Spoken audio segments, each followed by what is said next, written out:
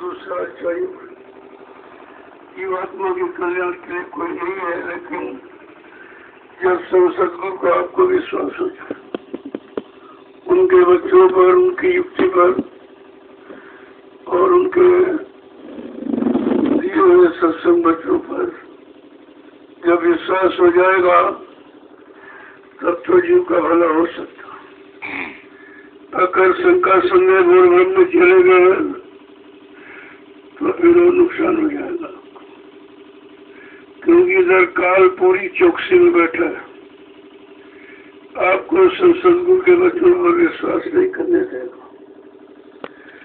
चरण शरण में लगने नहीं देगा, परमार्थी सेवा में भाग लेने नहीं देगा और नाम की कमाई करने नहीं देगा, क्योंकि उसे इस बात की चिंता है कि संत महापुरुष सगले सब जीवों को जगह कर ले जाएंगे तो मेरा देश खाली हो जाएगा, मेरा अधिकार हुकूमत किस पर करूंगा, क्योंकि उसने भी अखंड तपस्या सत्पुरुष की किया। तभी यह सुप्त रूहों का भंडार उसने दान में मांग लिया और तब से बराबर इन सुप्त रूहों जीवात्माओं को भटकाए है और यहाँ से निकलने नहीं देता।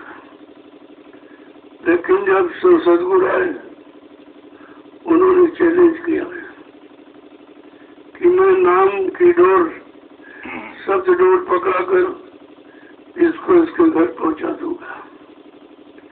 अगर इसने विश्वास के साथ नाम डोर पकड़ी, बच्चों को मान लिया, हुकुम आदेश का पालन कर लिया और नाम की कमाई करने में लग गया और परमार्थी सेवा का भाव पैदा कर लिया, ये सब निकल जाएंगे। इसलिए अच्छा अवसर आपको मिला, उसका सब लोग लाभ उठाइए। कलयुग का जीव इतना कमजोर है, साधन उसके बस की नहीं है। इसलिए अति कृपा दिया, मेहरबानी करके संत महापुरुषों ने सेवा का इसके सामने आधार बना दिया।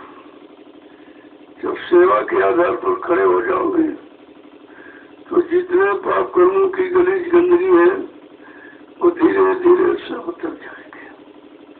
जैसे पाक साहब निर्मल अंदर बाहर में हुए, वैसे तुम्हारा मन फिर साधना में लगने लगे। जब तक किसी कर्म की गंदगी रहेगी, ये मन बिल्कुल नहीं लग सकता। और गंदगी यही काल की देन है, जो कर्मों की गंदगी में आपको फंसा दिया है, ताकि ये निकल न पावे, हमारा घर खाली न होने पावे, हमारा अधिकार खत्म न होने पावे। तो बड़े सोच समझ को चलने की जरूरत है, क्योंकि सब अटकाने भटकाने वाले हैं। कोई तुमको सही सच्चे रास्ते पर लगाने वाला नहीं है। इसलिए जो भी सेवा मिल जाए या जो भी आपको संत महापुरुषों के वचन मिल जाए, यह समझ कर लो कि इसी से हमारा कल्याण हो जाएगा।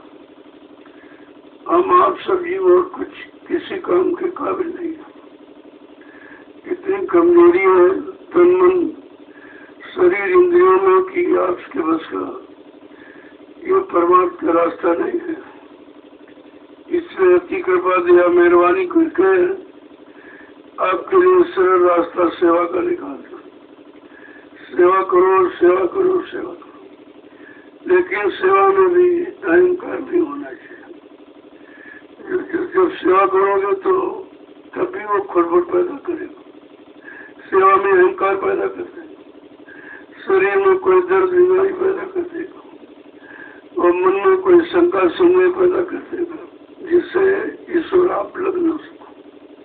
लेकिन जब सत्संग सुनते रहोगे, बच्चों का पालन करते रहोगे, तो धीरे धीरे धीरे ये गंदगी आपकी खत्म हो जाएगी।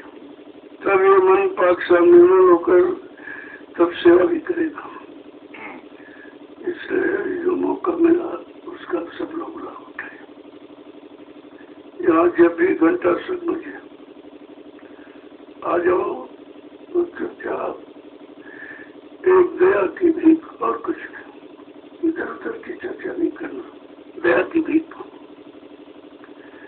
मेरे प्यारे गुरु जाता और बनता था, इसके अलावा कुछ। और ये सब बकवास है। दया की भीख मांगोगे तो कल्याण संभव है। इसलिए जो भी बताया जाए उसको केवल प्रार्थना यही करना कि घाट पर बैठकर आत्मा परमात्मा से दया मांगे कि मालिक, जो मैंने हठ और जिद की थी, जिसके कारण मैं कितने युगों से यहाँ भटक रही हूँ, अब दया करवा करके मुझको यहाँ से ले चलो और मुझको मेरे घर पहुँचा। मैं सब कुछ देख चुकी हूँ, यहाँ सिवा कष्ट मुसीबत आपत्ति को बहुत मिलने वाला है।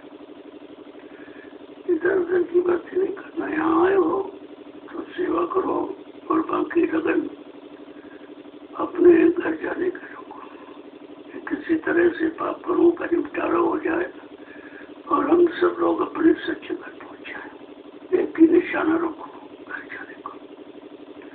बाकी तो आपने संसार में सब कुछ करके देख लिया, समाज में, परिवार में, संसार में, शरीर से, इंद्रियों से, मन बुद्धि चित्त से सब कुछ कर लिया, लेकिन आत्मा से कुछ नहीं किया। अब ये शेष जीवन आत्मा के लिए रखो कि आत्मा का किसी तरह से कल्याण हो जाए और काल माया के देश में कभी आना न पड़े। बस इतना, और कुछ नहीं सोचना आपको। इधर उधर की तो बातें करना ही बंद कर दो। जब तक यहाँ रहो, जितने दिन आए हो, ये सोचो मालिक की दया हो जाए, कोई न कोई सेवा मिल जाए। क्योंकि साधक का कहना सेवा ही है। जब सेवा करोगे तो दीनता और गरीबी और ये अच्छे भाव सेवा के सब तुम्हारे पैदा हो जाए। क्योंकि संत मत में दीनता साधक का कहना माना गया। दीन गरीबी धार तेरे भले की कहूँ, मान प्रतिष्ठा छोड़ तेरे भले की कहूँ। अगर तेरा तू अपना भला चाहता है तो दीन गरीब बन जाए। अकड़ में, गरुड़ गुमान घमंड में तूने सारा समय निकाल दिया, मेरा कुछ जो भी था वही चला गया। दीन माने छोटे बन जाओ। जैसे बच्चा छोटा, हर शख्स उसको गोद में ले लेता, बड़ा होने पर कोई गोद में नहीं लेगा। ऐसे जब छोटे बन जाओगे तो सब तुमसे प्रेम करेंगे। जैसे प्रेम मिला और तुम्हारे अंदर भी सेवाशीलता जाग जाएगी। ये हमको यही करना चाहिए। दूसरी बात, साधक का मुख्य कर्तव्य है अपनी तरफ देखना। तुम किसी तरफ मत देखो कोई क्या कर रहा है, कहाँ जा रहा है, क्या कह रहा है, क्या कर रहा है, कुछ तुमको सिर्फ अपनी करनी बनानी है। जब आप अपनी करनी में लग जाओगे तो तुम्हारे मन को दूसरी तरफ देखने की फुर्सत नहीं मिलेगी। जब तुम दूसरों को देखने लगते हो, दूसरे के प्रति ईर्ष्या, राग, द्वेष पैदा होने हो जाता है और तब ये मन खराब होने लगता है। फिर इतना खराब हो जाएगा कि तुम्हारे बस का नहीं कि तुम जरा से कोई काम ले लो। एक तो सफाई है नहीं, दूसरी दूसरों की गंदगी लाते रहते, इसकी निंदा, इसकी चुगली, इसकी बुराई। सबसे बड़ा गंदगी का पर्दा निंदा करना, दूसरे की बुराई करना, निंदा करना, ये सबसे बड़ा।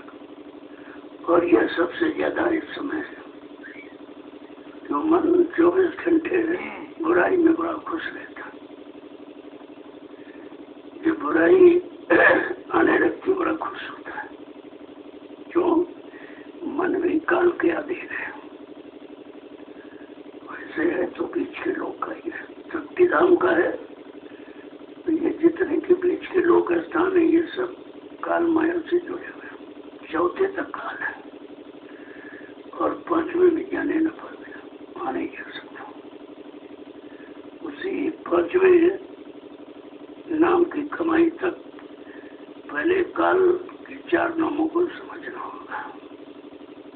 जब समझ लोगे तब पांचवें की तरफ तुम्हारा कदम उठेगा और जैसे 5 डंडों की सीढ़ी ये सतलोक जैसी अटारी पर पहुंचा देती है आपको, लेकिन सीढ़ी के हर डंडे का महत्व है।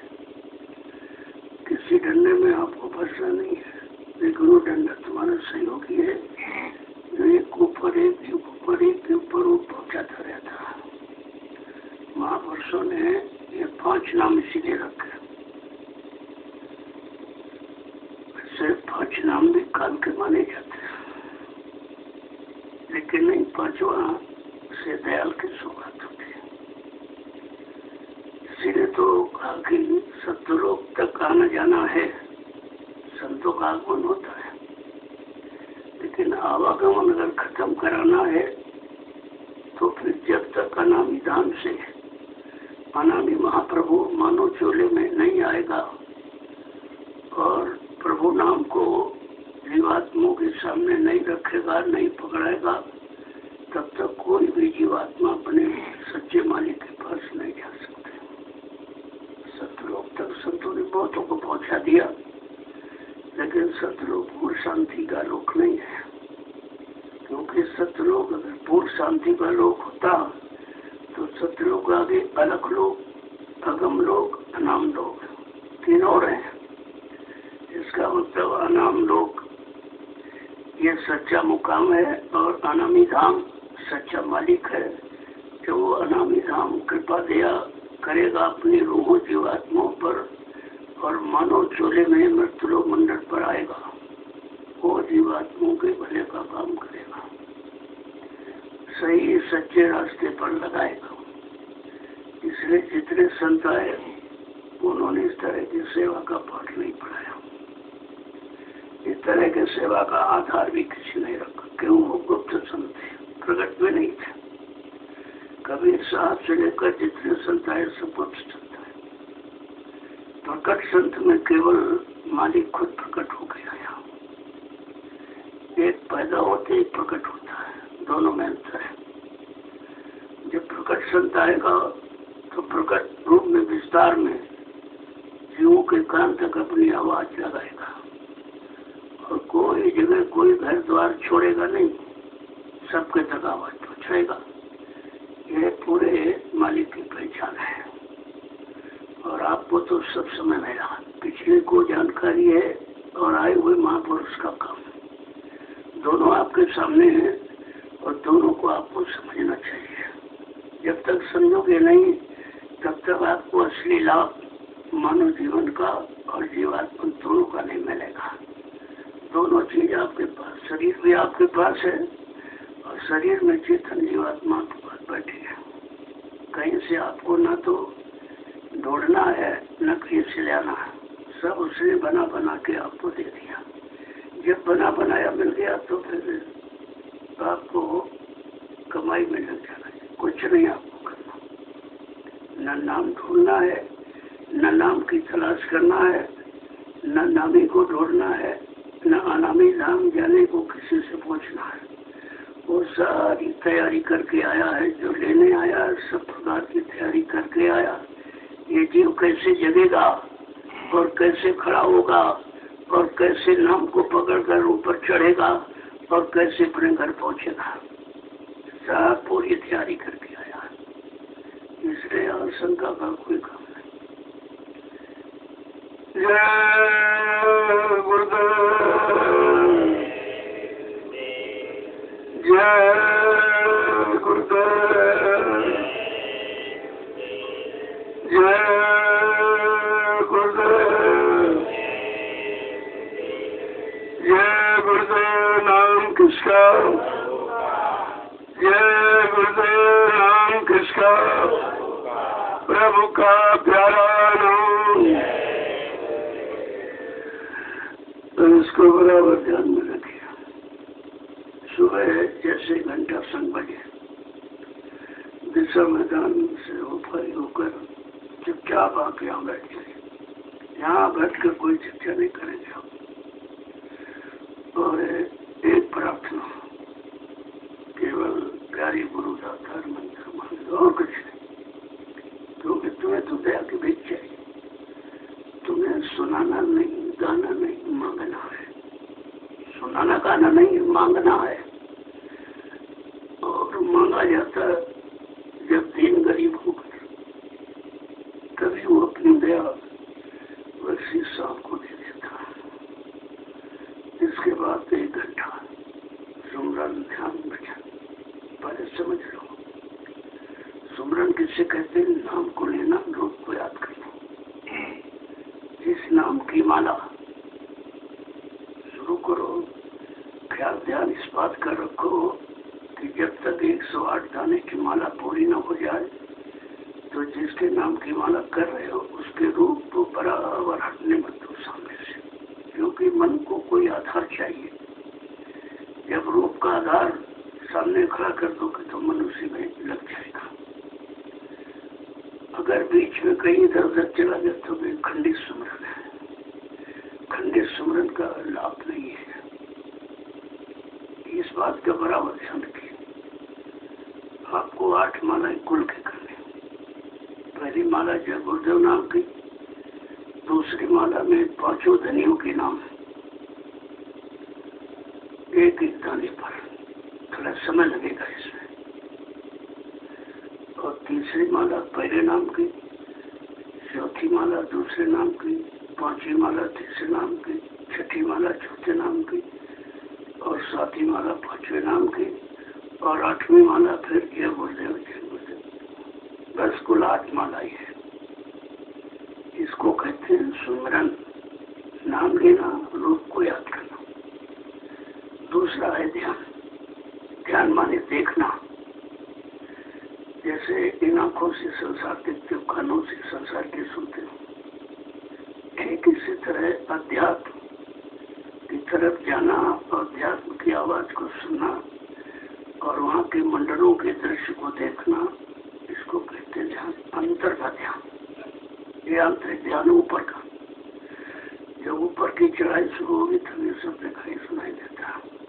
लेकिन ये अभ्यास पर निर्भर है। जितना ज्यादा समय देंगे आप, उतनी जल्दी आप नजदीक पहुंचोगे। जैसे जो ज्यादा समय खेती में देता है वो अच्छा उत्पादन करता है। जो दुकान में ज्यादा समय देता है बिक्री ज्यादा करता है। जो नौकरी में पूरा समय देता तो फुल पेमेंट है, पूरी तनख्वाह पाता। ठीक इसी तरह से अध्यात्म में भी आध्यात्मिक लाभ पाने के लिए जो समय रखा गया, अभी तो समय आपके लिए नहीं आ रहा, क्योंकि अभी आप बैठ ही नहीं पा रहे हो। अभी तुमको नहीं मालूम कि बैठना कैसे। ये तो शरीर की बैठक है। पैर फैला लिए, समेट दिए, लेट में तो शरीर की बैठक। जब तक मन की बैठक ठीक नहीं होगी, क्योंकि काम सब मन से लेना, मन से काम करना, मन को कंट्रोल नियंत्रण के लिए काम करना। पहले बैठक समझो। देखो मन की बैठक ये है, ये हृदय है मन का, ये मन की बैठक है, ये जीवात्मा की बैठक है। ये जीवात्मा का घाट, ये मन का घाट। मन का घाट दुआ का, ये दुआएं मांगता है, ये बन जाए, वो बन जाए, ये मिल जाए, वो मिल जाए, ये पूरा, वो पूरा। लेकिन यहाँ पूरा पूरा कुछ नहीं होता। ये मन दुआ का घाट और आत्मा दया का घाट। जब दया के घाट पर बैठना सीख जाओगे तब मारेंगे दया के लिए। कहा जो कुछ कहो आत्मा से आत्मा के लिए कहो, अपने लिए, अपने तन मन के लिए कुछ मत कहो। ये तो कह के आपने देख लिया, मिला क्या? सिवाय परेशानी, मुसीबत, तकलीफ के अलावा आपको कुछ नहीं मिला। क्यों? ये दुआ, मुसीबत, आपत्ति का ही तो घर है। इसी को तो छोड़ना है और मन को यहाँ से छुड़ाना, हटा करके जीवात्मा के घाट पर पहुँचाना।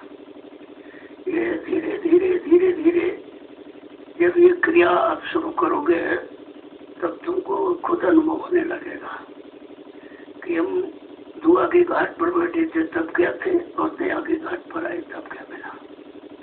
ये तो तुम्हारा खुद का अनुभव हो जाएगा, फिर किसी से पूछने की जरूरत नहीं।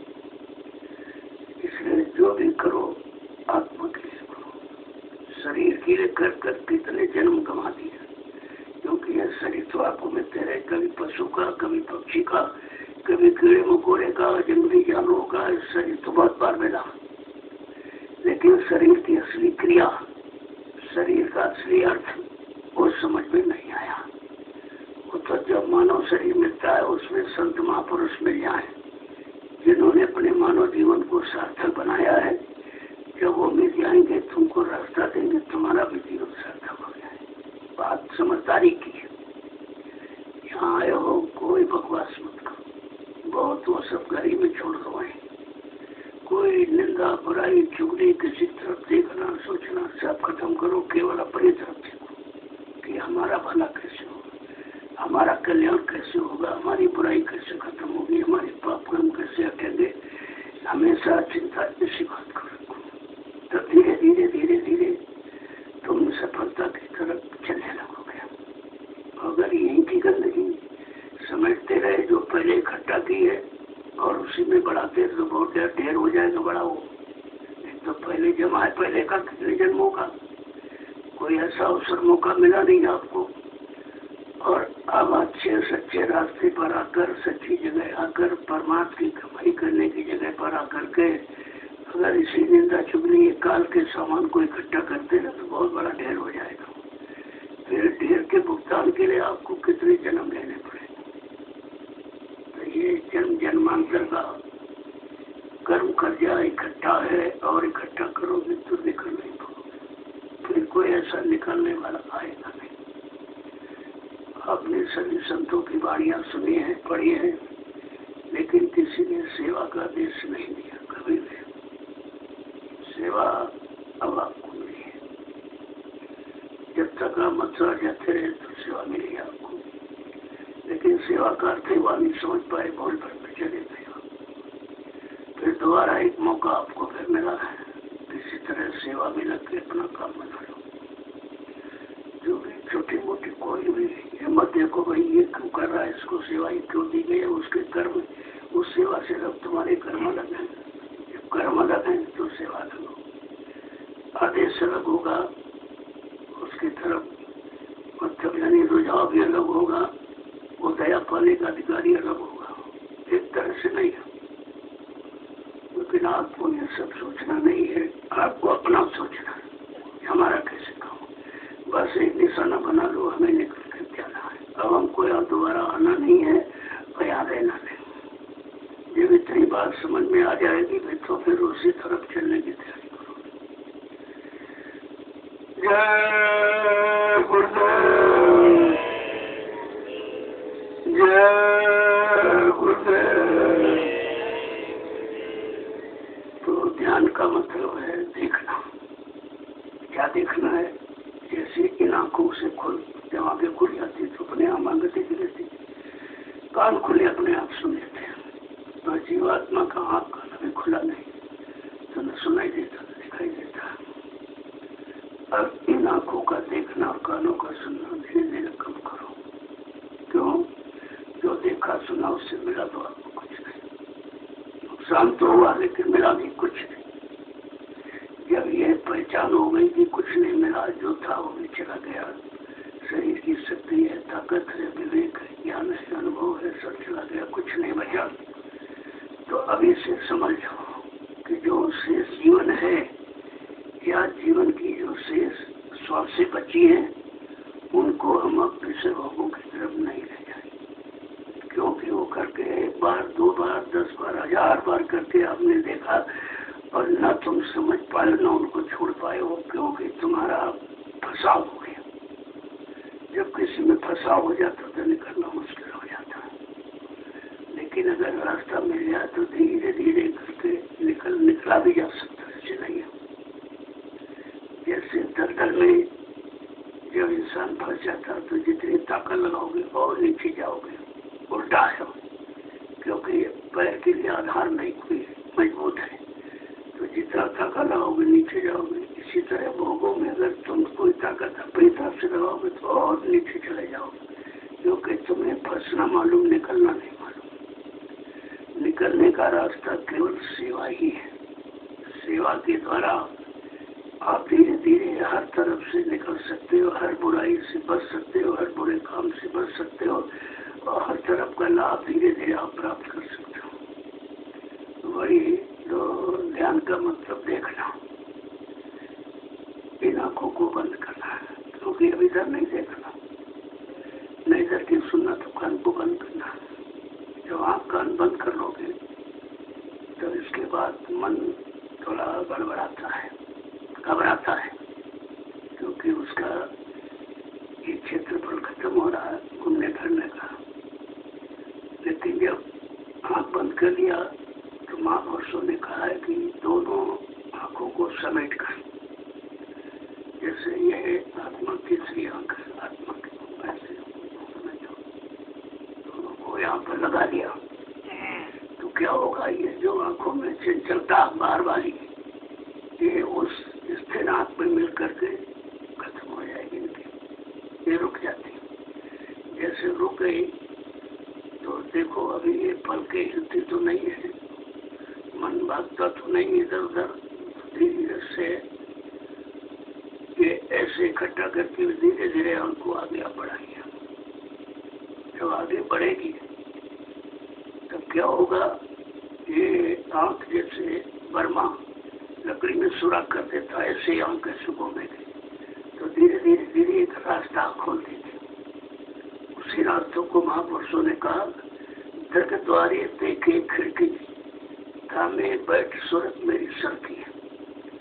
दरगवाने नेत्रों के द्वारा उस तीसरे दिव्य नीति के द्वारा करना, वो रास्ता खोलेगी, आगे बढ़ेगी। जब उसी रास्ते से पीछे तुम्हारी सूरत चलना शुरू, उसको तो मालूम नहीं, भटकी पड़ी है, रास्ता मिला नहीं। जब रास्ता मिलेगा, दरवाजा खुलेगा तो धीरे से उसी दरवाजे से आगे बढ़ेगी, धीरे धीरे धीरे बढ़ते बढ़ते बढ़ते उस मानसरोवर में पहुंचे। वहां पर स्नान करके जितना मल है गंदगी से उठा जाएगा, तब का पाक साफ सूरत ही प्रीतम से मिल सकते, घर जा सकते। प्रेमियों, जब ध्यान की क्रिया को बढ़ाओगे, देखो समय पर निर्भर है, जितना ज्यादा समय सुमरन ध्यान भजन, वैसे पाने के लिए 1 घंटा सुमरन करो, 1 घंटा ध्यान करो, 1 घंटा भजन करो, ये है पाने वाला। और जो आप 15-15 मिनट करते, ये अभ्यास का। अभ्यास मतलब सीखने का। जैसे कोई ट्रेनिंग करते हो तो ट्रेनिंग में तनख्वाह नहीं मिलती, अपना लगाना पड़ता। ऐसे अभ्यास का समय और आज तक उसी समय पर देखो 25-30-40 साल तक लोगों को हो गए नामदान दिए, उसी 15-15 मिनट वाले में आज भी बंदे बैठे। तो इससे आपको मिलेगा कुछ, इसलिए समय को आपको बढ़ाना है। धीरे धीरे जैसे जैसे मन ये सब बढ़ेगा सेवा के द्वारा, सेवा से मन के सारे अंग ढीले हो जाते हैं, जितने भी गरुड़ गुमान घमंड के हैं, लोभ लालच के, काम क्रोध लोभ मोह अहंकार, ये सारा जितने सब ढीले हो जाते हैं। इसलिए सेवा कलयुग में प्रधान है। सेवा के अर्थ को अगर आप जान जाओ तो फिर तुम्हें कुछ करना ही पर सेवा से ही तुम पार हो सकते हो। इतना बड़ा ये सेवा का आधार सबसे मजबूत है। तो धीरे धीरे यहाँ कैसे खुल जाती है, इसको कहते ध्यान। देखने का नाम ध्यान है। और तीसरा है भजन। भजन भंजना कहते नहीं, हमको ये काम भंज गया, यानी अभ्यास में हमारे आ गया। उस भजन जैसे रस्सी जब मजबूत बनाते तो 3 रस्सियों को मिला के बांधते हो, जब 3 रस्सियां मिला के बांधो तो मोटी हो जाती, मजबूत है। ऐसे सुमरन ध्यान भजन ये 3 रस्सियां हैं। इनको अगर बांधना सीख जाओ, अभ्यास में आ जाए तो इतने मजबूत हो जाए कि ताकि इस रस्सी को पकड़ कर जीवात्मा अपने घर को जा सकते हैं। और धीरे धीरे मन भी इसमें शांत होने लगे। तो देखने का नाम ध्यान और सुनने का नाम भजन। जब इन कानों से सुनते हो, इधर मन भागता है, उस कान से जीवात्मा सुने, जीवात्मा उधर भागेगी। दोनों का रास्ता एक ही है। इधर भगने का रास्ता ये आंख कान, उधर जीवात्मा को उधर भगाने का रास्ता, उसमें एक कान नाक है। देखो दोनों चीजें इधर भी है उधर भी है। अब केवल बात ही है कि इधर मन को भगाने का है और उधर जीवात्मा को घर पहुंचाने का। दोनों रास्ते हैं आपके पास। तो जब इन कानों को बंद कर लोगे, ऊंचा ध्यान देकर ऊपर की तरफ देखोगे तो आवाज धीरे धीरे, क्योंकि सतलोक से आवाज आ रही, मृत्यु लोक में बैठे बहुत दूर है, इसलिए बहुत धीमी धीमी धीमी धीरे धीरे जैसे मन रुकने लगेगा और ऊपर की तरफ आत्मा के घाट की तरफ चलने लगेगा तो आवाज के नजदीक पहुंच जाएगा। वही आवाज भारी हो जाती है। जब आवाज भारी हो जाएगी तो यहाँ कितना कोई शोर वोर करे, कोई अच्छी बाजी बजाए, उसका कोई असर नहीं पड़ता है, क्योंकि वो इतना घन घमंड नवगर्जति घोड़ा क्रियाहीन डरपत मन हो रहा। कहा कि इतना घनघोर घना घोर आवाजें है, लेकिन क्रियाहीन कि हमको प्रीतम से मिलाने वाला कोई सदगुरु नहीं मिला। तब तक डर लगता है। जब कोई सहयोगी मिल जाए तो डर खत्म हो जाता है। तो ये सहयोगी तुमको उधर ले जाने वाले, उधर पहुंचाने वाले। तो कहे फिर सुनने का नाम भजन है। जब वो चीज ऊपर से आ रही जीवात्मा को बुलाने की, अरे भाई इधर आ, तेरा देश इधर, तेरा मालिक इधर, तेरा प्रीतम इधर, तू उधर कहाँ फंस गई है, इधर आ, इधर अनाहू की आवाज, इधर आ इधर आ इधर आ, उधर कुछ नहीं है। समय देखो, इन सब समय पर निर्भर है। जितना ज्यादा समय, कई समय के लिए कई जगह नहीं बनानी, कोई अन्य मंदिर नहीं बनाना। मंदिर तो तुम्हारा ही बनाया मनुष्य मंदिर है। इस मंदिर को ऐसी जगह पर खड़ा कर दो जहाँ शोर शराबा ना होता। इसलिए आश्रम का निर्माण किया जा रहा है कि घर गृहस्थी परिवार में तो बहुत शोर शराबा है, तरह तरह की बातें, तरह तरह के अच्छे बुरे कर्म भी आप करते हो। इसलिए आश्रम का निर्माण है। यहाँ बैठ कर लोग जब सिमरन ध्यान भजन करेंगे तो यहाँ कोई तुम्हारी बनाई व्यवस्था नहीं है जिससे तुम्हारा मन भगे कि हमारी व्यवस्था बिगड़ रही है, हमारा ये हो रहा। अगर आप यहाँ नहीं कर पाए तो फिर कहीं नहीं कर पाओगे। यहाँ तुम्हारी कोई बनाई व्यवस्था नहीं। जैसे घर में बैठे हो और आप ध्यान कर रहे हो या भजन कर रहे हो तो चूहे ने कोई डिब्बा गिरा दिया, तुम्हारा मन फौरन बन गया कि घी वाला डिब्बा तो नहीं गिरा दिया, तेल वाला तो नहीं गिरा दिया, अब वो बंद हो गया, वजन वजन कुछ नहीं, उधर चला गया। लेकिन यहाँ तुम्हारी कोई गृहस्थी नहीं है, तुम्हारी कोई व्यवस्था नहीं है। यहाँ तुमको कुछ सोचना ही नहीं, केवल सोचना तो अपने काम के लिए सोचो। इसलिए आश्रम में भजन होता है। आश्रम तो बगैर तो कोई कर ही नहीं सकता है। और आश्रम अपना अपना श्रम, सबका श्रम लगा हो, शरीर का श्रम हो, मन का, धन का, तन का, अन्न का, सब तरह का श्रम लग जाता है। वही श्रम तुम्हारा फलीभूत होता है। कभी तो नहीं तो यहाँ बड़े बड़े सेट करते हमसे 1 करोड़ ले लो, आश्रम बनवा दो। हम लोग तो बहुत नैमिष बने हैं, कोई परमार्थ का काम नहीं हुआ। क्योंकि जैसे भाव से जो धन पैदा किया जाता है, जहाँ लग जाएगा वही भाव लोगों में पैदा हो जाएगा। इसलिए ऐसी कोई यहाँ नंबर 2 की किसी कमाई ली ही नहीं जाती, ये काम नहीं है। तभी मैंने आपके सामने एक प्रमाण रखा कि 2 किलो गेहूँ और 25 रुपया, बहुत छोटी सेवा जिससे हर गरीब भी, मजदूर भी सबको दे सकते हैं। और जब सबका लग जाएगा तो लोग सोचते थे इससे क्या होगा। हमने कहा देखना भाई क्या होता है। और आपने देखा कितने लोग आए, नहीं से पहली भीड़ है। कभी इतनी बड़ी भीड़ कर 7 वर्ष में कभी नहीं। कितनी भीड़ ने भोजन किया और आपका हजारों कुंटल बच गया, हजारों कुंटल बच गया। पिछले काल तुम जितने हुए 7 वर्षों में उसका सबका लेखा जोखा सामने आ गया आपके कि भाई जब आपकी बार इतना है तो 7 सालों का कहाँ गया, इतना सेवा धन किया, ये तो 7 सालों की सेवा कहाँ गई, सबकी चोरी कर दी। समझो ना समझो, इशारा केवल यही था।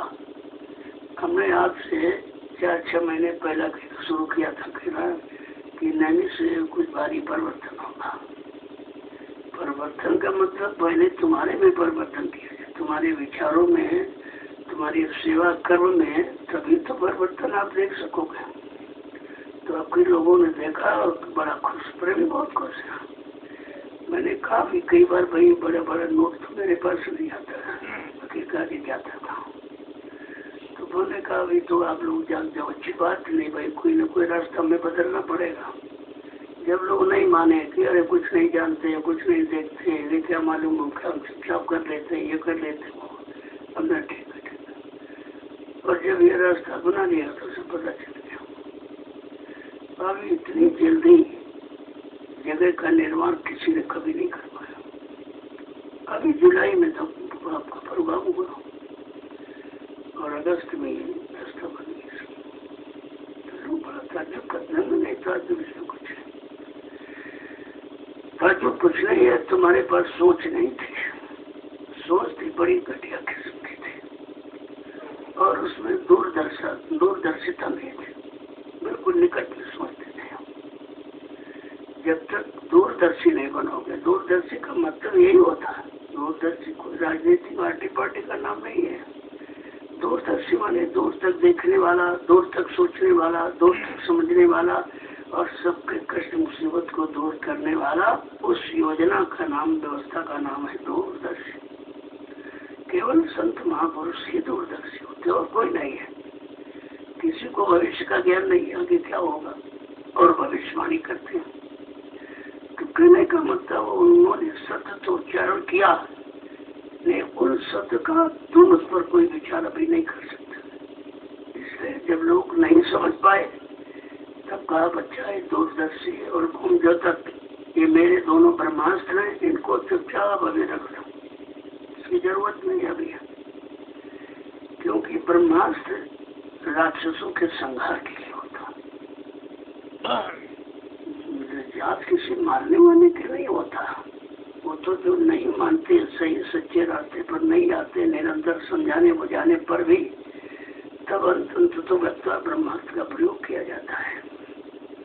अभी तो ये समझौती, इसे सत्संग कहते हैं। अभी तो सत्संग चल रहा, सबको समझाया जा रहा, सबको सच्चे सही रास्ते पर आने के लिए मतलब बुलाया जा रहा, प्रेरणा दी जा रही है, दिखाया भी जा रहा है। और जब नहीं मानोगे ये सामनी थी तो फिर दाम नीति है। अगर अच्छा करोगे तुम्हारा कलयुग के इतिहास में नाम हो जाएगा। उसमें भी नहीं जीवों के समझ में आया तो भेद नीति है कि देखो रावण नहीं माना तो ये मिला सजा, कंस नहीं माना तो ये सजा मिली, हिरण्यकश्यप नहीं माना, ये से तो बहुत बड़े बड़े, तुम तो कुछ नहीं है। तुम अगर नहीं मानोगे सही सच्ची बात को, तुम्हारा परिणाम का और कुछ होगा। और इस पर भी नहीं समझ में आया तो अंततोगत्वा दंड नीति का प्रयोग किया जाता है।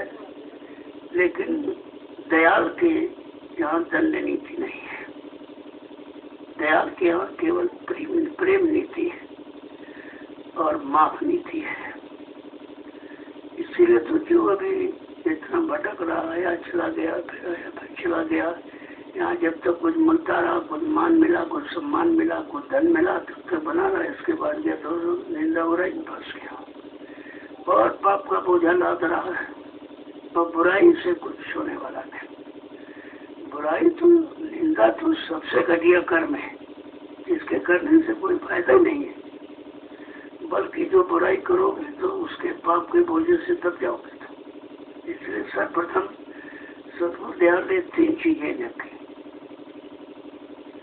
कहा कि किसी की निंदा मत करो, न उसके पाप के बोझे से दब जाओगे। दूसरा कहा कि तुम सेवा, देखिए तो निंदा मत करो, कम खाओ और कम खाओ। कम खाने का मतलब उतना खाओ जिससे मशीन तुम्हारा बचा सके। कम खाने का मतलब बर्दाश्त करो। ये समय लड़ने झगड़ने भिड़ने का नहीं है, क्योंकि वो तो काल के जीव हैं। कोई न कोई ऐसी बात है या आपको क्रोध लाने, किसी में क्रोध आ जाए, इनमें गुस्सा आ जाए, ये मतलब यानी हमारे भिड़ जाए तो हमारे जैसे बन जाए। लेकिन तुम्हें पाठ पढ़ाया गया है बर्दाश्त का। कोई कुछ कहे चुपचाप सुन लो, ये समझ लो कि इसको ज्ञान नहीं है, पहचान नहीं है, जानकारी नहीं है, समझ नहीं है, इसलिए ऐसा कह रहा हूँ। ये 3 चीजें, निंदा मत करो, दम खाओ, कम खाओ, भोजन उतना करो जिससे मशीन बचा रही। भोजन से भोजन का असर हमारे पर नहीं होना चाहिए। भोजन शरीर की खुराक है, ईंधन है। जैसे किसी मशीन का प्रयोग करते तेल चाहिए, तो इस मनुष्य मशीन का तेल है, अन्न है। अन्न मिलता रहेगा, ये चलते रहेंगे। और रोटी सबसे सस्ती है। अगर रोटी की परिभाषा समझ लो, रोटी के महत्व को, तो इससे सरल सस्ता शरीर के लिए कोई खुराक ही नहीं है। और बिना अन्न के बसर नहीं हो गया। कईयों में अन्न कोश में प्राण है। पहले हड्डियों में थे, मांस में थे, खून में थे, हवा मिल गई, प्रकाश मिल गया, शरीर जिंदा रहता है। लेकिन कईयों में ऐसा नहीं। कईयों में तो अन्न में प्राण है। अन्न मिलता रहेगा, ये शरीर चलता रहेगा। और इसी में काम बना लीजिए।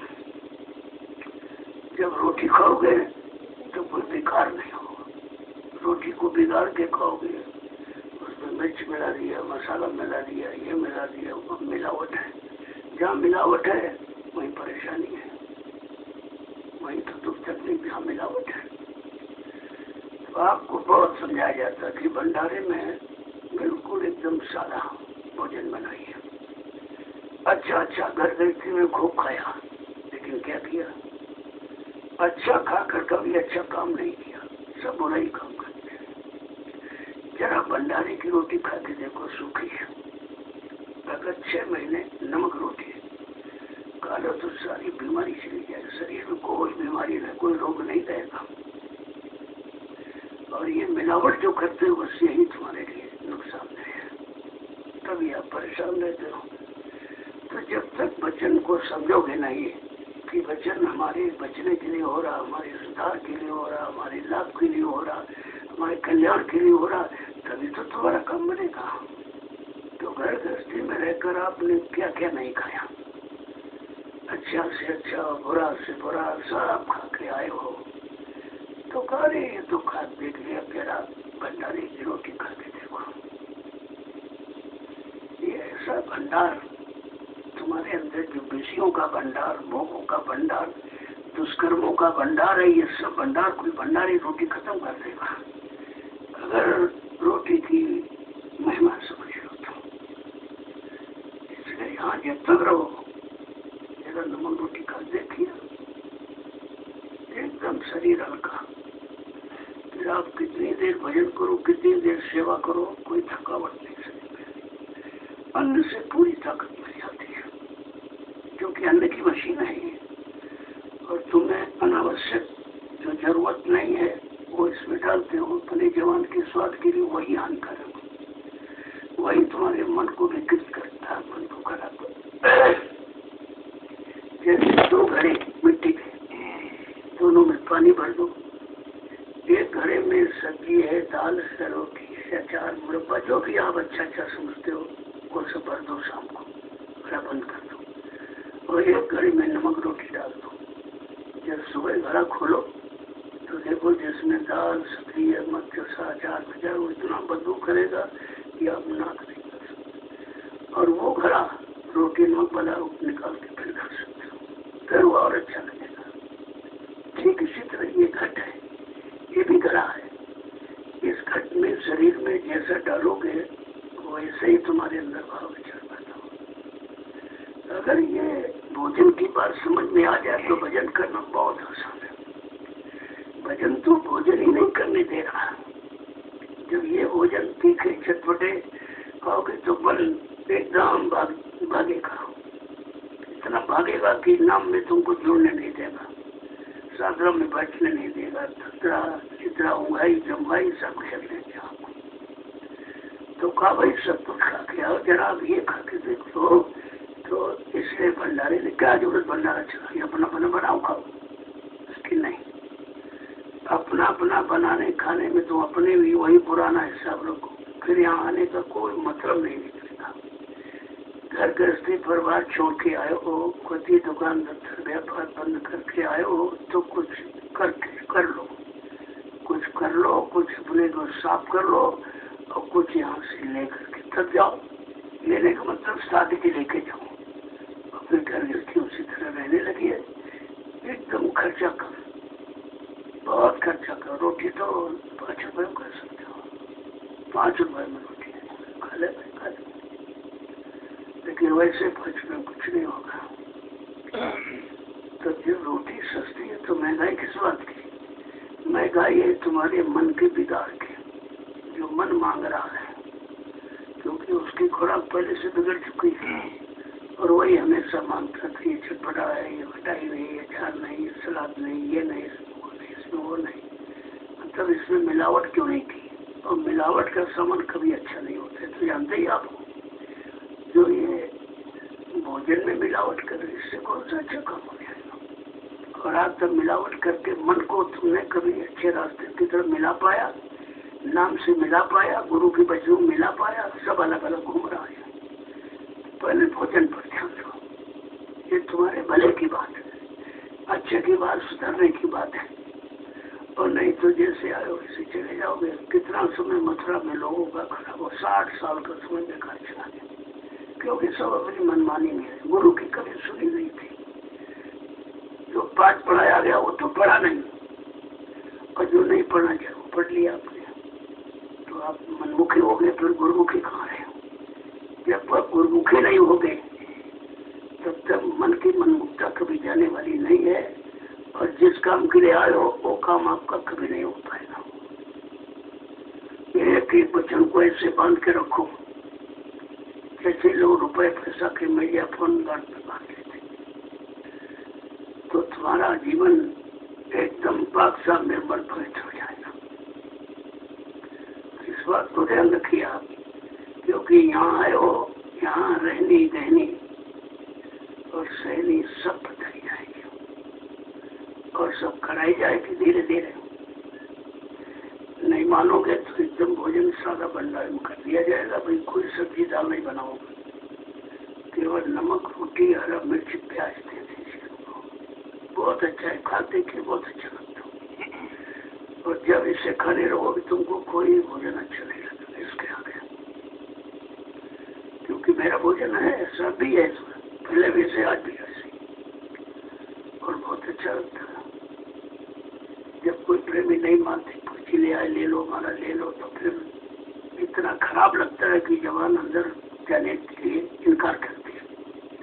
लेकिन आपके भाव को रखने के लिए थोड़ा बहुत लेते, बाकी मेरा भोजन नहीं है। मैंने मन से कितनी बार कहा भाई हमारा ये भोजन नहीं है, मेरा भोजन तो एकदम सादगी का, और सादगी का, और एक रोटी सुबह एक शाम को। मैं कौन कमजोर हूँ?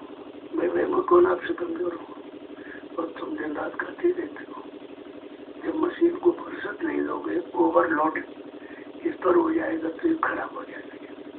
बात को आप समझते नहीं हो। इतना एक भोजन, एक डाइट को पचाने में मशीन को 8 घंटे लगते हैं। 8 घंटे में तो कितनी बार खा बैठते हो, ये लिया कभी ये लिया, भरते ही रहते हो कुछ ना कुछ। दूसरा हजम नहीं हुआ, तीसरा डाल दिया, तीसरा हजम नहीं हुआ, चौथा डाल दिया, और कोई कह दिया तो ये भी ले लो, ये भी ले लो। लेकिन तुम्हें सोचना है कि ये भोजन को पचाने में मशीन को 8 घंटे लगता है, और 8 घंटे में तुमने 8 बार खाया, तो फिर क्या होगा? धीरे धीरे ये मशीन कमजोर हो जाएगी, शरीर कमजोर क्षीण हो जाएगा और बीमारियों में ग्रसित हो जाएगा। बात को आपको समझना चाहिए। यहाँ आपको सब संयमित और नियमित दोनों चीजें, संयमित है और नियमित है, और दोनों आपको समझना है कि संयम में रहना है और नियम का पालन करना है। नित्य नियम से भोजन, भजन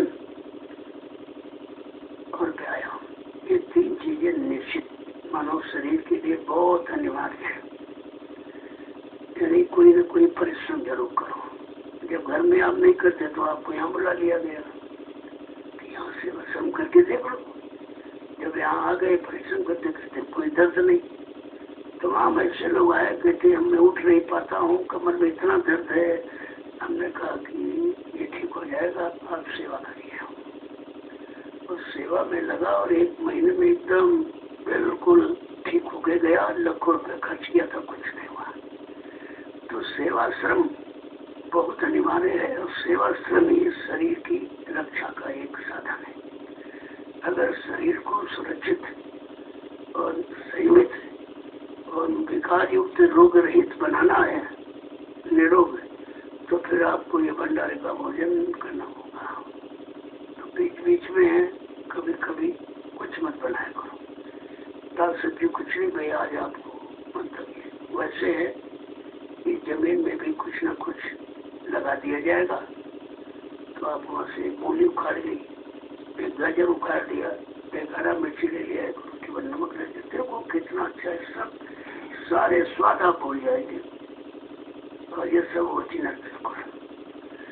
तो आपके लिए ये सारी व्यवस्था है। तो सोचा जा रहा है जल्दी से कोई ऐसी सब्जी जो दवा और खाद से अलग हो, बिल्कुल शुद्ध हो, उसका यहाँ पर धीरे धीरे आपके शुद्धिकरण के लिए व्यवस्था कर दी जाए। और इस व्यवस्था को आप लोग खुद करिए। क्यारी है, आपको गोड़ना अपना गोड़ दीजिए, निराय कर दीजिए बस। तो श्रम भी होता रहेगा और शुद्ध आहार आपको मिलता रहेगा। इससे तुम्हारा जीवन एकदम सुखना हो जाएगा। बीमारियों पर से परेशानियों से बिल्कुल अलग हो जाओ। ये सब जल्दी ही आपको करना है। इसलिए गोबर की खाद की व्यवस्था की गई, क्योंकि इस जमीन पर कभी कोई फसल नहीं हुई, इस पर कोई फसल कभी बोई ही नहीं। बड़े बड़े टीले ये ऋषि मुनियों की तपस्या का भी प्रमाण है। ये गुफाएं थी, तो इस जमीन पर कभी कुछ नहीं किया गया।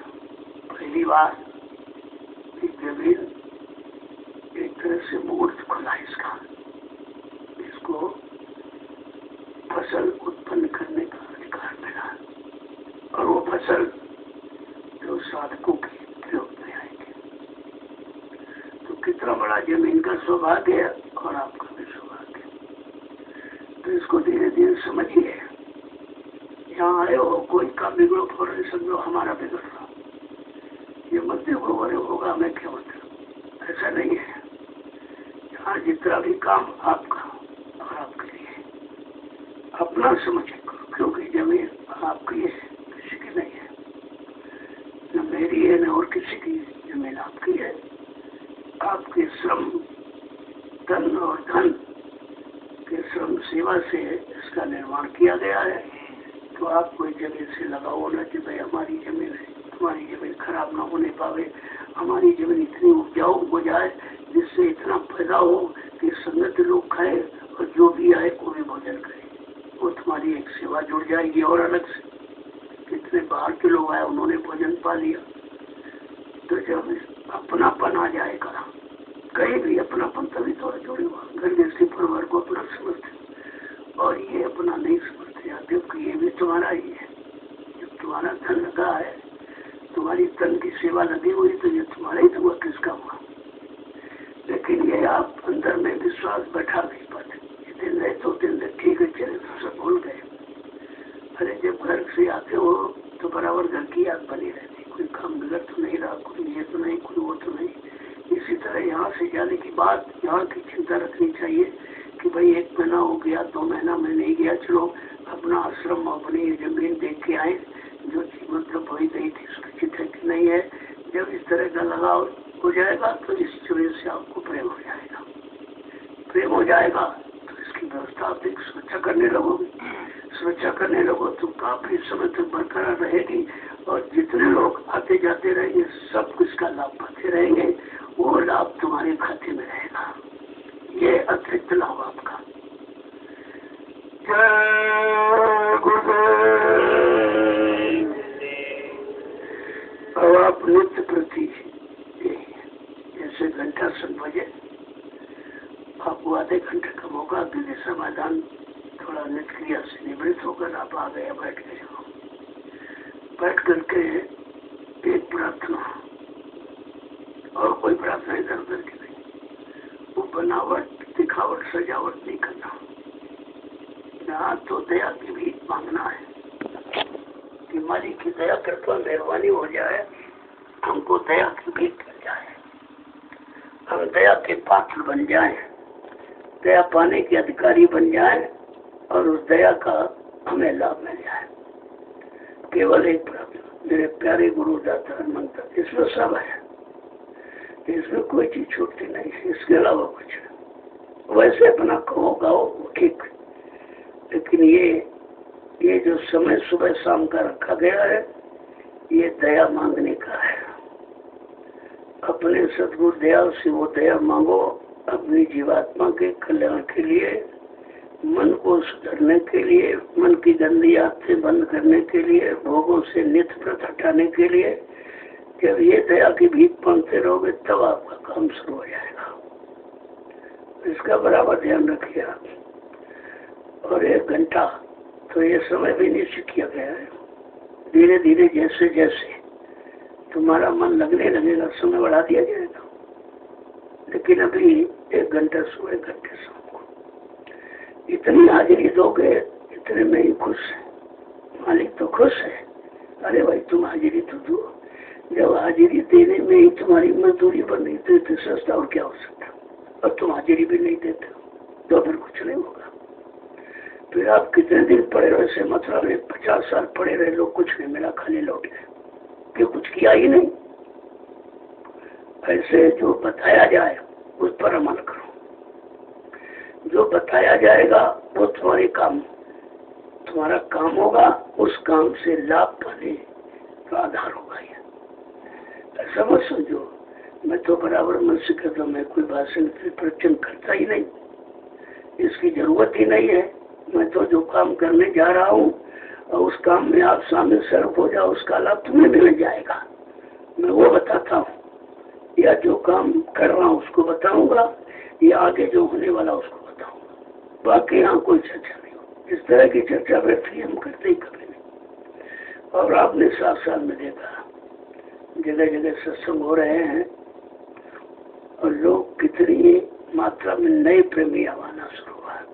बहुत नए लोग जाग रहे हैं कि पुराने तो जिंदा मुर्दा में रह गए, फंस गए, लेकिन वो पाक साहब आए, वो आत्माएं आती हैं, सत्संग वचनों को सुनती हैं, सेवा में लगती हैं, उनको लाभ मिलता है, क्योंकि वो इस जिंदे मुर्दे के भाव से अलग है। संगत तो सारी जिंदे मुर्दे चली गई, कोई विचार में तो है नहीं, सुविचार में है नहीं, कोई अच्छा भाव बनता नहीं है, अच्छी सेवा करता नहीं है, तो फिर अच्छा लाभ कैसे मिलेगा आपको। तो यहाँ बड़ा ध्यान रखिए।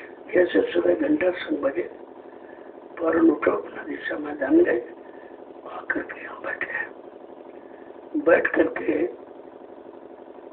जब प्रार्थना बोली जाए, तेरे प्यारे गुरु दाता मंगता द्वारे करो, बस ऐसा समझो कि हम दरवाजे खड़े, दोनों हाथ जोड़ करके दया की भीख मांग रहे हैं इस भाव से।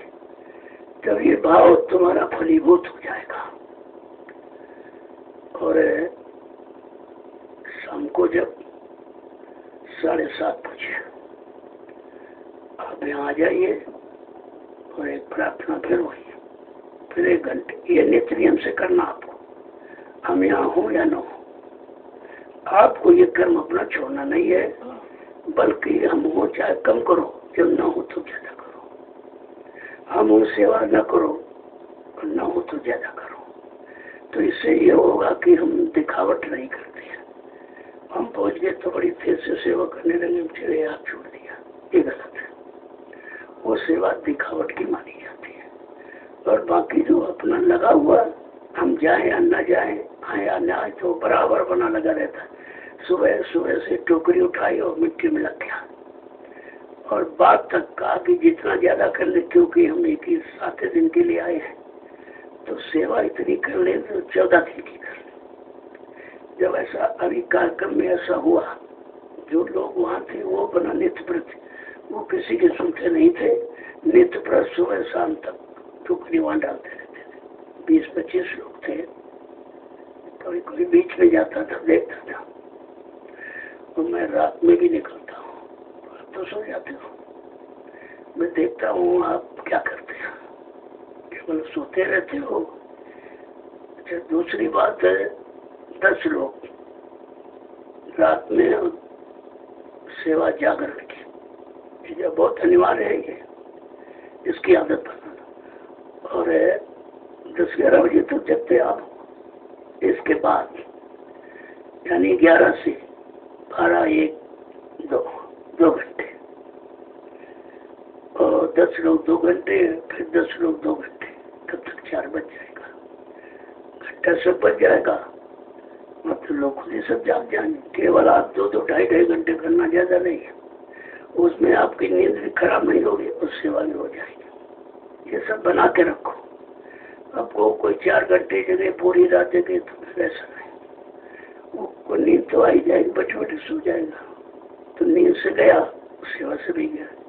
इसलिए समय का बंटवारा रखिए। आप ड्यूटी बना लो, लोगों से पूछ लो भाई किसको किसको सेवा करनी है आज, तो रोज का रोज ये समय आपका सबको मिल जाएगा सेवा का। और 2.5 घंटे, ज्यादा नहीं, बस इतने घंटे हर आदमी जग सकता। उसमें कोई नींद में बाधा नहीं होगी आपकी। जब कुछ नियम, संयम और व्यवस्थित ढंग से कोई काम करोगे तो खुद व्यवस्थित हो जाओगे और व्यवस्था भी आपकी व्यवस्थित हो जाएगी, दोनों चीज हो जाएगी। तो ये अभी से बनाओ, आगे कोई बड़ा कार्यक्रम हो तो सेवादार को ढूंढना न पड़े, कोई सिखाना बताना न पड़े, आप पहले से ट्रेन हो। क्योंकि बड़े बड़े कार्यक्रमों में लोग अक्सर 11-12 बजे तक जगते रहते। तो सेवा तो आपको जागरण करनी जब सो जाए तब, वो भी बैठ के नहीं, आपको आवाज टहलते रहो, जय गुरुदेव की आवाज लगाओ। तो इससे क्या होगा, जय गुरुदेव नाम की आवाज लगाते तुम्हारा सुमरन बना होता रहेगा। नाम लेना ही तो सुमरन है। तो ऐसे करते रहोगे तुम खुद ही सो जाओगे। जब आवाज लगाते रहोगे जय गुरुदेव, अरे भाई जागते रहो, बस इस तरह से, और कुछ नहीं करना। तो तुम्हारी सेवा और तुम्हारा सुमरन दोनों का, जितनी बार जय गुरुदेव नाम मुंह से निकलेगा उतना ही सुमरन आपका होगा। इसीलिए कहा भाई कोई मिले वो कुछ भी कहे, लेकिन तुमको जय गुरुदेव कहना चाहिए। अभी मैं देखता हूँ कि ये भी लोगों में इतनी मतलब दृढ़ता नहीं है। कोई और राम कह दिया तो राम राम कह दिया, कोई सीताराम तो सीताराम कह दिया, कोई नमस्ते कर दिया नमस्ते कह दिया। तुम्हारा कोई मतलब ही नहीं है। इनमें क्या है मिलना? वो नाम जो आए थे वो खत्म हो गए, उसका कोई लाभ नहीं। और नमस्ते तो कोई शब्द भी नहीं जिसमें भगवान का नाम तो है नहीं इसमें कुछ, तो इससे कोई लाभ होने वाला नहीं। जय गुरुदेव कोई कुछ कहे तो अपना परिचय दो, मैं जय गुरुदेव कहूँ। कहा भी था कि जब तुम घर से निकलोगे जय गुरुदेव बोलोगे तो तुम मेरे कहोगे। लोग तुमको कहेंगे जय गुरुदेव वाला है। जय गुरुदेव वाला यानी भगवान वाला है, प्रभु वाला है। ये संसार वाला, काल वाला नहीं है, दयाल वाला है। तो ये तो बहुत सरल है, लेकिन इतनी शर्म लोगों को सीखी। लोग कहने लगे तुम जय गुरुदेव चले गए, तो जय गुरुदेव तो वो तो प्रभु का नाम है, प्रभु के नाम में चले गए तो अच्छी बात है। तो बात तो तुम्हारे में भी मजबूती नहीं है। मैं सुनता देखता रहता हूँ, मोबाइल पकड़े है, उसने कहा नमस्ते, उसने नमस्ते कह दिया। हमने कहा देखो ये अपने को परिचय नहीं दे रहा, मैं क्या हूँ, और वो परिचय दे रहा कि मैं क्या हूँ। मैं सांसारिक हूँ, इससे नमस्ते कर रहा हूँ, और तुम आध्यात्मिक नहीं हो तो जय गुरुदेव नहीं कर रहे हो। जब तुम जय गुरुदेव बोलने लगोगे तो सब लोग जान जाएंगे तुमसे जय गुरुदेव कहे। फिर मैं निकलता हूँ, उनसे कोई सीताराम राधे श्याम नहीं कहता, जय गुरुदेव ही कहता है। वो जान गए सब कि ये सब ये जय गुरुदेव वाले हैं और बहुत पक्के हैं, इनके मुंह से निकलेगा तो जय गुरुदेव निकलेगा। कहीं जाओ, कहीं कोई डीएम है, डीएम है, कोई भी हो, क्योंकि प्रभु नाम लेने में और दूसरों को लेवाने में तुम्हारा लाभ है। दोनों तरफ का लाभ आपको, तुमने लिया उसका लाभ, तुम्हारे लेने से वो लिया वो भी तुम्हें को लाभ मिलेगा। तो कितना सरल तरीका तुम्हारा सुमरन का है, लेकिन तो आप करते ही नहीं सो। अभी आप में मजबूती नहीं है, अपने विचारों में मजबूती नहीं है। तब कहा कि जब मिलो जय गुरुदेव से, जय गुरुदेव नाम यानी कह के ही मिलो। सुबह उठते इसलिए नाम किया, आज हमारा काम हम अपने गुरु के नाम को लेकर ही अपनी दैनिक क्रिया प्रारंभ करेंगे, दिनचर्या रोज के। तो आपको रोज लाभ मिलता रहेगा। महापुरुषों ने बहुत सरल कर दिया, नाम लेते रहो काम करते रहो, नाम लेते रहो काम करते रहो। कितना सरल, ऐसे तो सुमरन आपका कभी नहीं बंद होगा। तो जानकारी इसलिए आपको दी जाती है। और अब आप लोग ये प्रसाद, जन्मोत्सव का प्रसाद है, इसको जो लोग प्रेमी नहीं गए वो पहले ले लें, जो गए थे वो तुम लोग पा चुके हो, जो नहीं गए थे उनके लिए लाया गया प्रसाद भाई चलो सबको पहुंच जाए, सबको मिल जाए।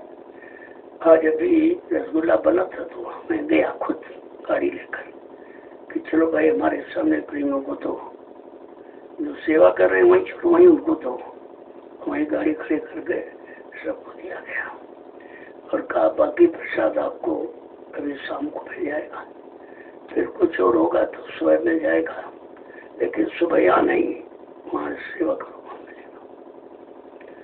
इस बात का ध्यान रखिए हमेशा। और जो भंडारे में बनाओ पहले उनको दो जो सेवा करो। ये घूमने फिरने वाले तमाशा बहुत यहाँ आएंगे, इनको भोजन नहीं, पहले भोजन उनको दीजिए, उनसे बचित हो। ये पहले कह दीजिए, यहाँ कोई अगर आदमी नया आया है तो एक रात तो रुक सकता, एक रात रोटी पा सकता। जैसे सुबह या तो सेवा करो नहीं तो खा जाओ, भंडारी रोटी मत देना, क्योंकि पता नहीं तुम्हारी रोटी खा के कैसे कैसे कर्म करेगा, वो दोष आपको लगेगा। उस रोटी का लाभ नहीं है। लाभ तो रोटी का जब है जब भोजन कोई भजनानंदी करे, तब तो आपको भोजन खिलाने का लाभ है। ऐसे तो बहुत शराबी काफी आएंगे, उनको भोजन दोगे तो इससे कोई लाभ आपको नहीं मिले किसी तरह। इसलिए यहाँ भंडारी में केवल भोजन वही पाएगा जो सेवा करेगा, तब वो भोजन आप पचा सकोगे, भोजन का दोष मिटा लोगे, भोजन का लाभ पा सकोगे। सेवा नहीं किया तो भोजन का कर्जा चढ़ जाएगा। और यहाँ तो लाखों लोगों का आया हुआ, लाखों लोगों के कर्जदार बन जाओगे। फिर कितनी बार हजारों बार जन्म लेकर भी आप इस कर्जे का भुगतान रोटी का नहीं कर पाओगे, और तो छोड़ दीजिए। इसलिए बहुत सोच समझ कर रही है यहाँ हर चीज, और उतना प्रयोग करो जितनी की जरूरत है। अनावश्यक वही चीज खराब करोगे, वो प्रेमियों की दी हुई है, प्रेमियों का श्रम लगा, उसका भी आपको कर्म कर्जा भोगना पड़ेगा। इसलिए किसी चीज का दुरुपयोग मत करो। जरूरत पर तो अच्छा है और करना चाहिए, लेकिन अनावश्यक प्रयोग नहीं करना चाहिए। यही तुम्हारा दोष है, यही तुम्हारी नासमझी है, और यही तुम्हारा कर्म कर्जा बढ़ाने का तरीका है। दूसरों से हम कर रहे हैं, अच्छा कर रहे हैं, अच्छा बच्चा को तुम अच्छा जानते नहीं, कभी अच्छा किया ही नहीं, तुम जानते नहीं, तुम अच्छा कैसे करोगे? जब करोगे तो अपना खराबी करोगे। इसलिए जो उस आदेश के अनुसार करोगे उसमें आपका भला है। यहाँ सब तरफ का आपको समझाया जाता है, क्योंकि बाहर जो कार्यक्रम इतना समय हमारे पास नहीं होता कि हम रहनी गहनी बता में उनकी फिर सब, वहाँ तो केवल संदेश हो जाता है। लेकिन यहाँ जो मिलेगा वो तुम्हारे व्यक्तिगत सुधार के लिए होगा। और इसी को खास सत्संग, आम खास निज सीने बसीने, 4 तरह का सत्संग होता। ये खास सत्संग है, खास प्रेमियों के लिए, खास जीवात्मा के कल्याण के लिए। सेवा करके सब काम आप बना सकते हो, बराबर इसका ध्यान आपको रखना चाहिए। इसलिए खास सत्संग। और इस सत्संग में किसी किसी को मालिक की तरफ से मौका मिल पाता, कहा समय नहीं, किसी बात समय नहीं। बड़े बड़े कार्यक्रम अगर न रखे तो कभी सत्संग में आ ही नहीं सकते हो। और बड़े कार्यक्रमों में यह काम नहीं है। वो तो केवल प्रचार, लोगों को बुलाया जाए, दिखाया सुनाया जाए, बाकी असली काम ये है।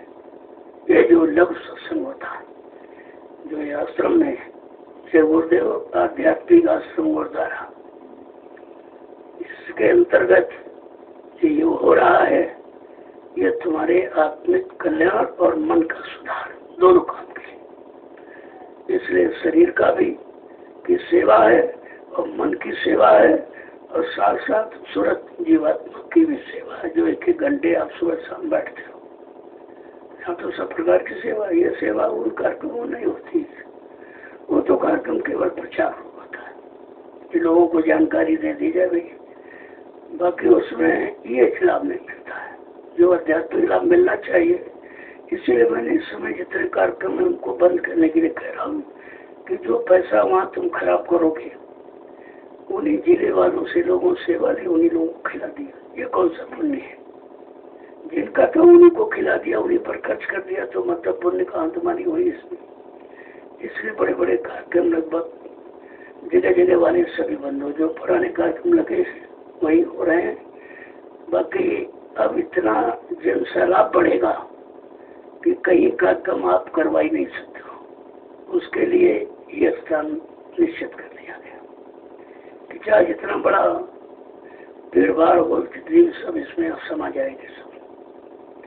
अब ये 7 साल से जो मेहनत की गई, जगह जगह सुनाया गया, लोगों को जानकारी दी गई, उससे अब जन सैलाब मर रहा है।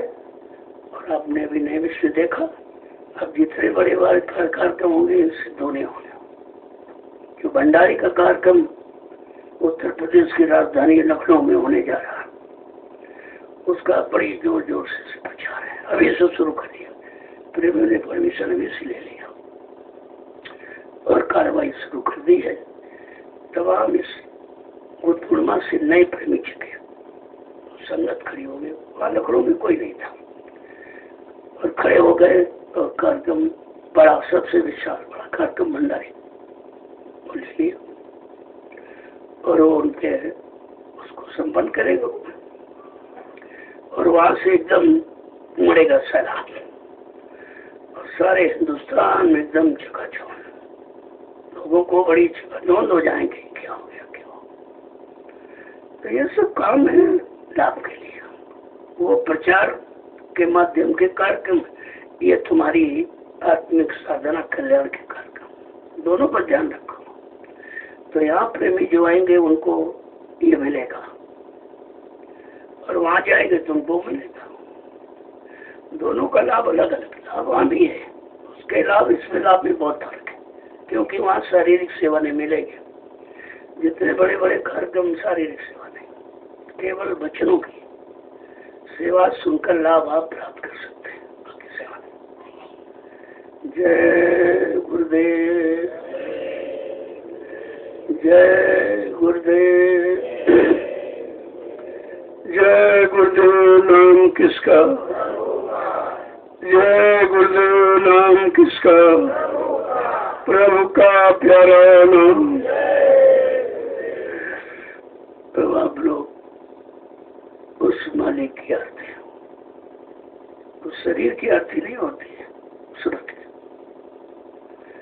सतगुरु में जो सूरत आती है वो जागी हुई होती है, उसी जागी हुई सूरत की आरती होती है। शरीर तो नाशवान है, शरीर की पूजा नहीं है। अगर शरीर में सूरत जाग गई तो शरीर की पूजा हो जाती है, उसको लोग मानने लगते हैं। लेकिन असली आरती है सदगुरु की, जो अर्थ शब्द है, अर्थ माने दीन, दीन गरीबी का रास्ता जो बताने आया है, उसकी आरती होती है। और उसी आरती को करके जीव आरत भाव पैदा करते हैं। जब आरत भाव, दीन भाव, दया भाव आ जाएगा तो फिर ये भी सब आत्मकोश की सहयोगी बन जाएगा। आरती इसके बाद प्रसाद देता हूँ। बैठे रहेंगे, आप खड़े नहीं होंगे, एक आदमी खड़ा हो जाएगा, कि आप जो रहेंगे सब। जय गुरुदेव, जय गुरुदेव। वैसे सच्ची आरती तो अंतर के घाट पर होती, ये तो बाहर में सोरा जागरूक होने के लिए है, वैसे बाहर में नहीं है। तभी तो आपके जो बिन घृत तेल, बिन घृत दीप, दीप है न घी है न बाती कुछ है, और 24 घंटे आरती होती है। ये तो उस आरती की जानकारी के लिए आप करते हो कि हम कैसे जाने कि आरती कहाँ होती है, थाल क्या है, ज्योति क्या है, घी क्या है। ये सब उधर का विषय है, इधर का नहीं है। इधर जड़ है, उधर चेतन है। जब चेतन की आरती करोगे तो चेतन भाव पैदा होगा, चेतन जीवात्मा जगेगी, उसका विलाप होगा। तो आपको इधर फंसना नहीं है, ये समझ के करना कि हमको उधर जाना है, उधर चलना है, अंतर में प्रवेश करना है। इसलिए हमने अपना ये माध्यम बाहर का बनाया कि धीरे धीरे धीरे बाहर से हम अंदर की तरफ चले। ये नहीं कि बाहर के बाहर ही रह गए, चिराग जलाया बुझा के रख दिया, कोई मतलब नहीं निकला। अंतर ज्योति जले, जब अंतर ज्योति जलेगी तब सच्ची आरती और सच्चा लाभ प्रेम को मिलता है। तो ये तो एक तरीके का सीखने का एक माध्यम है। जब सीख जाओ और भाव मजबूत पक्के हो जाए तो आरती तो अंदर में हो रही है। तभी आप कहते बिन घृत दीप आरती साजू, कि ये जो दीप घृत है ये नहीं असली, ये उस असली को पाने की नकल है, ये नकली असली नहीं है। और कहा कि यहाँ निशिवासर रात और दिन आरती होती है। रात दिन वहाँ मतलब दीप चिराग जलते हैं, रात दिन वहाँ घंटा संग घड़ियाल बजते हैं, कभी बंदी नहीं होती। कभी नहीं कहा कि घन घमंड नव गर्जत घोरा, पियाहीन डरपत मन घोरा।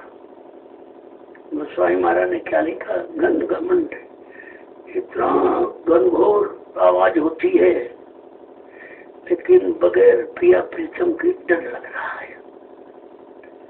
जो सदगुरु दयाल आए, जब तक वो नहीं मिलेंगे, हाथ उनका नहीं पकड़े तब तक डर लगता रहता है। इसलिए वो डर खत्म हो जाए, अपने सच्चे सहयोगी का हाथ पकड़ लिया और जा करके मिला देगा तो हमेशा के लिए ही डर समाप्त हो जाएगा।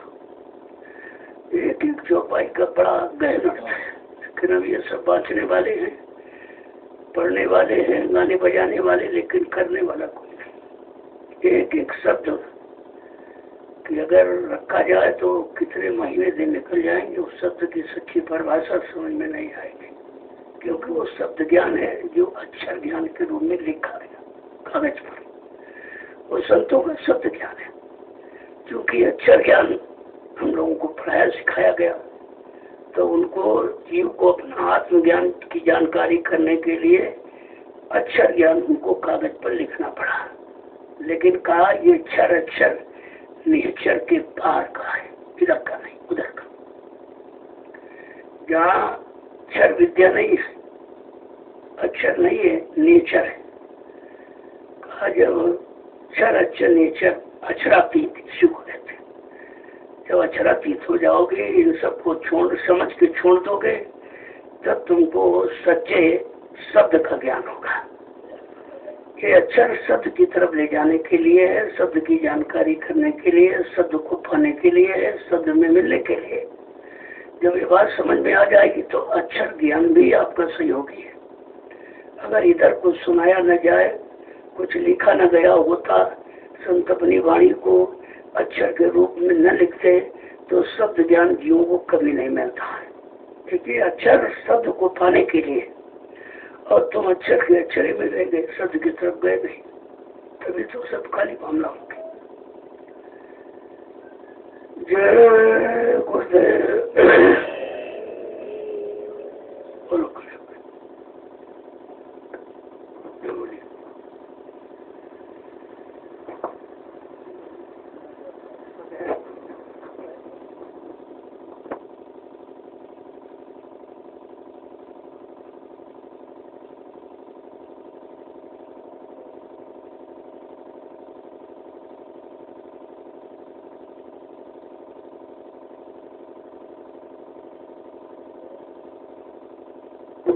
जय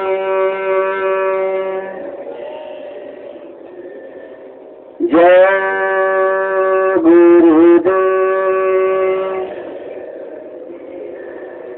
आरती सतगुरु जय अविनाशी। आरती सतगुरु जय अविनाशी। आनंद कंद विमल सुख राशि। आनंद कंद विमल सुख राशि। आरती सतगुरु जय अविनाशी। आरती सतगुरु जय अविनाशी। आनंद कंद विमल सुख राशि। आनंद कंद विमल सुख राशि। विधि हरिहर गुण निस दिन गावे। हरिहर गुण निस दिन गावे। शेष शारदा पार न पावे। शेष शारदा पार न पावे। पार ब्रह्म घट घट के वासी। पार ब्रह्म घट घट के वासी। आरती सतगुरु जय अविनाशी। आरती सतगुरु जय अविनाशी। आनंद कंद विमल सुख राशि। आनंद कंद विमल सुख राशि। सतगुरु नरोत्तम धर जग में डोले। सतगुरु नरोत्तम धर जग में डोले। परमार्थ आध्यात्म बोले। परमार्थ आध्यात्म बोले। कल्पित जग से रहत उदासी। कल्पित जग से रहत उदासी। आरती सतगुरु जय अविनाशी। आरती सतगुरु जय अविनाशी। आनंद कंद विमल सुख राशि। आनंद कंद विमल सुख राशि। वचनामृत की वर्षा करते। वचनामृत की वर्षा करते। पी पी जीव सभी भव तरते।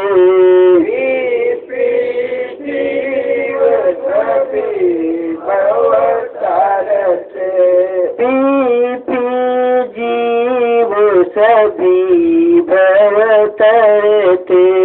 पी पी जीव सभी भव तरते। सुन उन्नत कटत भव जाल की फांसी, उन्नत कटत भव जाल की फांसी। आरती सतगुरु जय अविनाशी, आरती सतगुरु जय अविनाशी। आनंद कंद विमल सुख राशि, आनंद कंद विमल सुख राशि।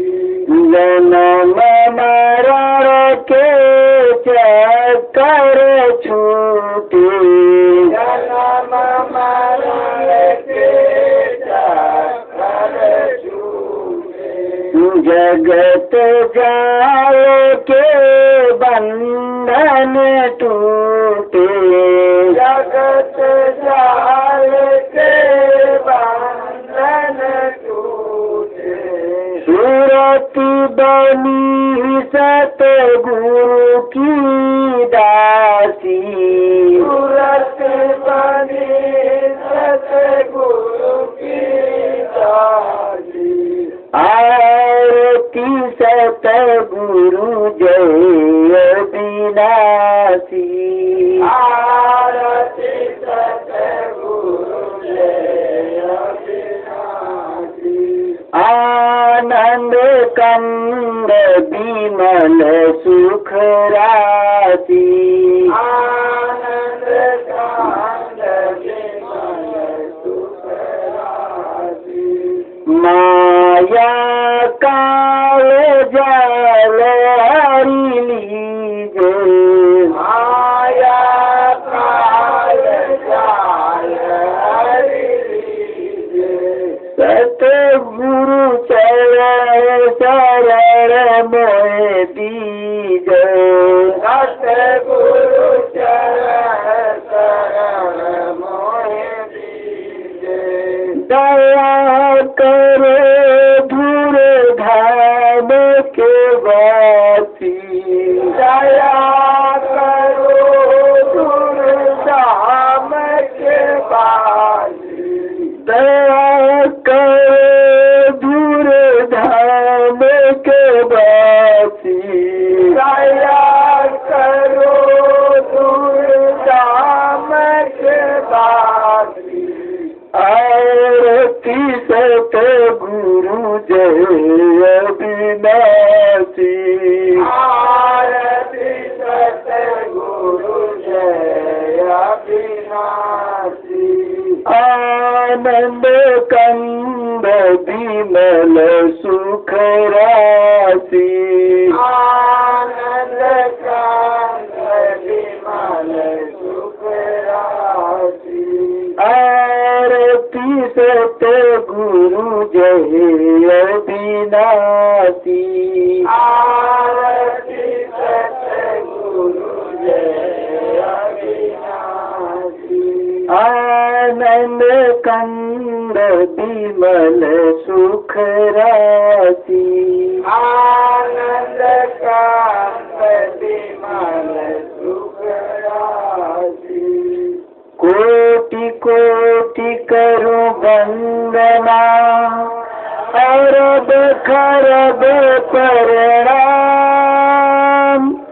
चरण कमल बिसरूं नहीं, जय गुरुदेव अनाम। चरण कमल बिसरूं नहीं, जय गुरुदेव अनाम। तुम ही पिता परमात्मा, तुम ही हमरे देव। कर बंदन मस्तक नवाऊं, जय जय जय